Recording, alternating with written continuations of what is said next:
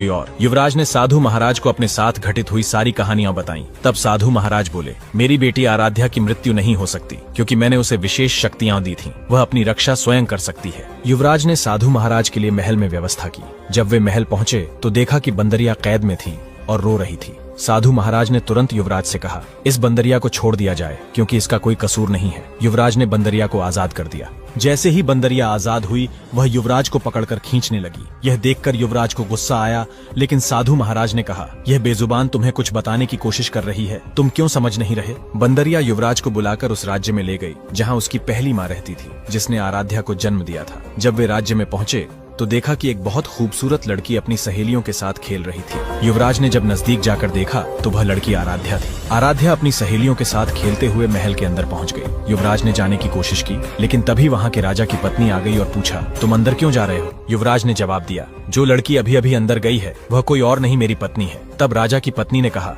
हमने तो अभी तक अपनी बेटी की शादी नहीं की, तो वह तुम्हारी पत्नी कैसे हो सकती है? युवराज उदास होकर लौटने लगा। तभी बंदरिया दौड़ती हुई महल के अंदर घुस गई। जब आराध्या ने बंदरिया को देखा तो उसने उसे पहचान लिया और गले लगाकर रोने लगी। आराध्या ने अपनी माँ को पूरी कहानी सुनाई और कहा, जब मैं छोटी थी तो मेरी दो माँ थी, एक जो मुझे जंगल में छोड़ गई थी और दूसरी बंदरिया जिसने मेरा पालन पोषण किया। बाद में साधु महाराज ने मेरी देखभाल की, जो मेरे बाबा थे। फिर एक दिन मेरी मुलाकात युवराज से हुई और हमने शादी कर ली, लेकिन मेरी सौतन ने मुझे तालाब में फेंक दिया। अब मेरे बाबा मुझे ढूंढ रहे होंगे, क्योंकि वे मुझे छोड़कर चंद्रपुर गए थे। तब आराध्या की माँ ने पूछा, बेटी क्या तुम फिर से अपने पति के पास जाना चाहोगी? आराध्या ने कहा, हाँ माँ, मैं जरूर जाऊंगी। तभी महल के पास साधु महाराज और युवराज फिर से आ गए। आराध्या ने साधु महाराज को देखा तो वह दौड़ती हुई उनके पास गई और गले लगाकर खूब रोने लगी। आराध्या बोली, बाबा आप मुझे छोड़कर कहाँ चले गए थे? मुझे आपकी बहुत याद आ रही थी। साधु महाराज ने मुस्कुराते हुए कहा, बेटी शादी के बाद ससुराल में ही अच्छी लगती है, दूसरे के घर में नहीं। देखो तुम्हारे पति तुम्हें लेने आए हैं।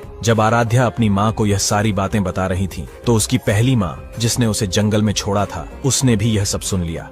उसने अपनी गलती कबूल की और कहा, बेटी मुझे माफ करो, मैंने तुम्हें जंगल में छोड़ दिया था। तुम वही बेटी हो जिसे मैंने छोड़ा था। आराध्या की असली माँ ये सुन आराध्या को गले लगाकर रोने लगी, क्योंकि उसे ये बात नहीं मालूम थी कि उसकी बेटी अवंतिका अभी भी जीवित है।